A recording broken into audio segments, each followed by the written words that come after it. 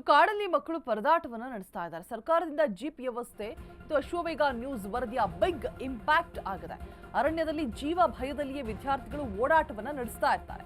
ಚಾಮರಾಜನಗರ ಜಿಲ್ಲೆ ಹನೂರು ತಾಲೂಕಿನ ಪಚ್ಚೆದೊಡ್ಡಿ ಅನ್ನುವಂತಹ ಗ್ರಾಮ. ಇಲ್ಲಿ ಪ್ರತಿನಿತ್ಯ ಕೂಡ 7 ಕಿಲೋಮೀಟರ್ ನಡೆದುಕೊಂಡೇ ಹೋಗಬೇಕು ಶಾಲೆಗೆ. ಅರಣ್ಯ ಪ್ರದೇಶವನ್ನ ದಾಟಿ ಮಕ್ಕಳು ಶಾಲೆಯನ್ನ ತಲುಪಬೇಕಾದಂತಹ ಪರಿಸ್ಥಿತಿ ಇರುತ್ತೆ. 7 ಕಿಲೋಮೀಟರ್ ನಡಿಬೇಕಾದಂತಹ ಪರಿಸ್ಥಿತಿ ಇರುತ್ತೆ. ಈ ಬಗ್ಗೆ ವಿಸ್ತೃತ ವರದಿಯನ್ನ ಬಿತ್ತರಿಸ್ತಾ ಇತ್ತು ಅಶ್ವವೇಗ ನ್ಯೂಸ್. ಇದರ ಬಿಗ್ ಇಂಪ್ಯಾಕ್ಟ್ ಇದೀಗ ಜೀಪ್ ವ್ಯವಸ್ಥೆ ಆಗಿದೆ. ಅಶ್ವವೇಗ ವರದಿಯ ಬೆನ್ನಲ್ಲೇ ಇದೀಗ ಮಕ್ಕಳಿಗೆ ಜೀಪ್ ಸೌಲಭ್ಯವನ್ನ ಒದಗಿಸಿಕೊಡಲಾಗಿದೆ. ಜನ ವನ ಸೇವೆ ಆರಂಭಿಸುವುದಕ್ಕೆ ಮುಂದಾಗಿದೆ ಅರಣ್ಯ ಇಲಾಖೆ.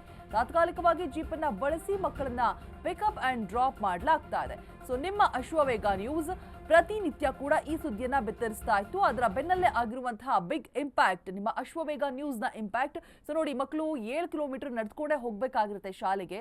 ಸೊ ನಾವು ಸುದ್ದಿಯನ್ನ ಬಿತ್ತರಿಸಿದ್ದನ್ನ ಗಮನಿಸಿ ಇದೀಗ ಅರಣ್ಯ ಇಲಾಖೆ ಜನವನ ಅನ್ನುವಂತಹ ಒಂದು ಹೆಸರಲ್ಲಿ ಮಕ್ಕಳಿಗೆ ಒಂದು ಸಹಾಯವನ್ನ ಮಾಡೋದಕ್ಕೆ ಮುಂದಾಗಿರುವಂಥದ್ದು. ಸೊ ಜೀಪ್ನಲ್ಲೇ ಪಿಕಪ್ ಅಂಡ್ ಡ್ರಾಪ್ ಮಾಡೋದಕ್ಕೆ ಮುಂದಾಗ್ತಾ ಇದೆ ಅರಣ್ಯ ಇಲಾಖೆ. ಜೀವ ಭಯದಲ್ಲಿಯೇ ಮಕ್ಕಳು ಓಡಾಡಬೇಕಿತ್ತು. ನೋಡಿ, ಅರಣ್ಯ ಪ್ರದೇಶದಲ್ಲಿನೇ 7 ಕಿಲೋಮೀಟರ್ ನಡೆದುಕೊಂಡೇ ಹೋಗಬೇಕಾಗಿತ್ತು. ಇದೀಗ ನಿಮ್ಮ ಅಶ್ವವೇಗ ನ್ಯೂಸ್ನ ಬಿಗ್ ಇಂಪ್ಯಾಕ್ಟ್ ಆಗಿ ಇದೀಗ ಜೀಪ್ ವ್ಯವಸ್ಥೆಯನ್ನು ಒದಗಿಸಿಕೊಟ್ಟಿರುವಂಥದ್ದು. ಮಕ್ಕಳನ್ನ ಪಿಕಪ್ ಅಂಡ್ ಡ್ರಾಪ್ ಮಾಡುವಂತಹ ವ್ಯವಸ್ಥೆಯನ್ನ ಮಾಡಿಕೊಡಲಾಗಿದೆ.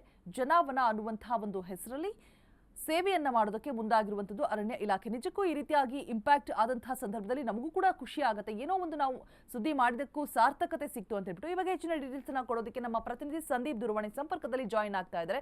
ಸಂದೀಪ್, ನಮ್ಮ ಅಶ್ವವೇಗ ನ್ಯೂಸ್ ನ ಬಿಗ್ ಇಂಪ್ಯಾಕ್ಟ್, ಮಕ್ಕಳು ಖುಷಿಯಾಗಿ ಜೀಪಲ್ಲಿ ಶಾಲೆಗೆ ಡ್ರಾಪ್ ಅಂಡ್ ಪಿಕಪ್ ಸಿಗ್ತಾ ಇದೆ. ಸೊ ಈಗ ಯಾವ ರೀತಿಯಾಗಿ ಯೂಸ್ಫುಲ್ ಆಗಿದೆ ಇದಕ್ಕೆ ಸಂದೀಪ್?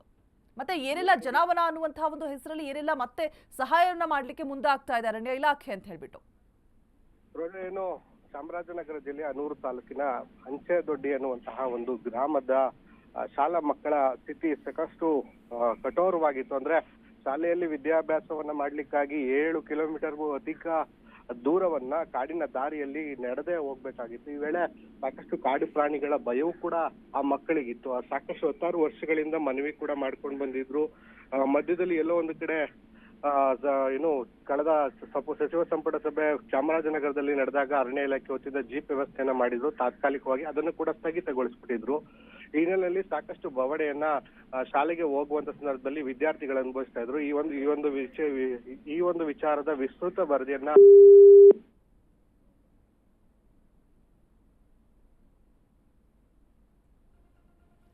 ಸಂಪರ್ಕ ಕಡಿತ ಆಗಿದೆ.